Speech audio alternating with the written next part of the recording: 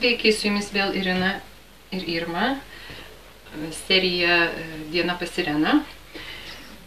Šį kartą aš noriu pakalbėti apie maistą, perėjimą iš vienos mitybos į kitą ir apie fermentų svarbą. Ir Mina dažnai susidurėme ir tau pačiai įdomu, ir man dažnai užduoda tokį klausimą, ar reikalingi papildai, ar tai yra, ar padeda, ar kenkia. Žinokit, paprastas dalykas, aš pati asmeniškai vartoju papildus, tai nėra jokia reklama, bet aš turiu pasidalinti, nes tai vienintelis produktas, kuris man tiko ir kuris atlieka tiksliai tai, ką jie sako, kad turėtų atlikti. Tai reiškia padeda virškinti, skaidyti ir palengvina įsisavinimą. Ir kaip pavyzdį paimsiu avižų košę, kuris, sakysim, Amerikoje, aš nežinau kaip Lietuvoje, Vokietijoje girdėjau, irgi labai populiari rytais, žmonės verda, kadangi labai greitai, galima į mikrobanginį įkišus, ten išvirti per 2 minutės ir skubėdami mes greit suvalgom, bet nepagalvojam, kas toliau vyksta mūsų organizme, nes mes jau bėgam į darbą, mes jau užsiimam savo reikalais, o savo virškinimo procesą ir savo kūną mes paliekam savieigai, kas yra labai neteisinga, aš taip galvoju, mūsų pačių atžvilgių. Aš paprasčiausiai išviriau avižinės košės ir galit pasižiūrėkit, reiškia tiesiog, matot, kokia jinai yra visa sušokusi, kieta, jinai jau atšalusi yra.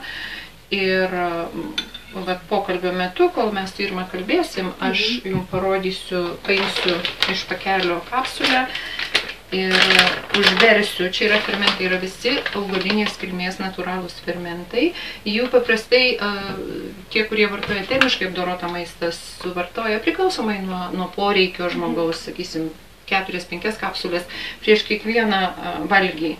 Ir tai labai padeda virškinimui. Kaip sako, negyvas maistas, mes nors fermentais įdedam gyvybę, gražinam maistui gyvybę, būtent tokiu būdu.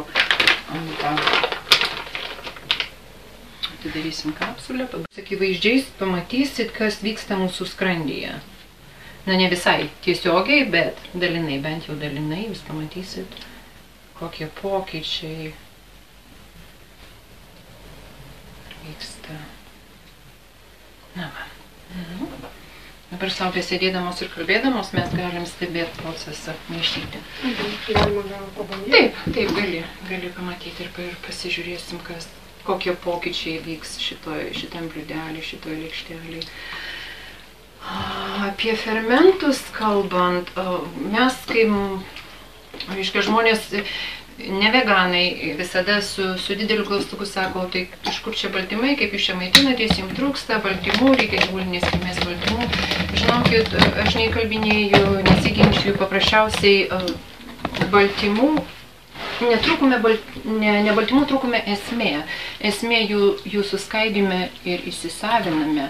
Jeigu, sakysim, termiškai apdoroto maisto, jeigu vienetą baltymo suvalgius, įsisavina apie 60-65% tik tai. Visa likusi baltymo dalis, jinai tiesiog lieka kaip atlieka organizme.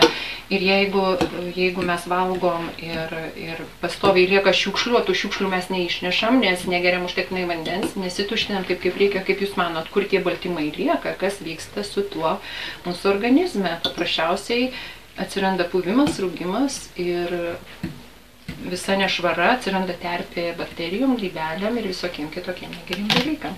Dabar, kaip matot, ką jauti, ką matai? Tiesiog toks truputėlį skystesnis. Skystesnis darosi. Taip. Nes fermentai pradeda savo veikimą, jis pasidaro vandeningas. Lygiai tas pats vyksta, taip, matot, jau skaldo, jau reiškia vyksta natūralus procesas. Ką ir reikėjo įrodyti. Tokiu pačiu būdu reiškia visi tie, matot, tokį jau produktą, netgi termiškai apdorotą, jau yra žymiai lengviau virškinti. Dėl tos vienos paprastos, jau vien dėl tos vienos paprastos priežasties yra verta vartoti fermentus.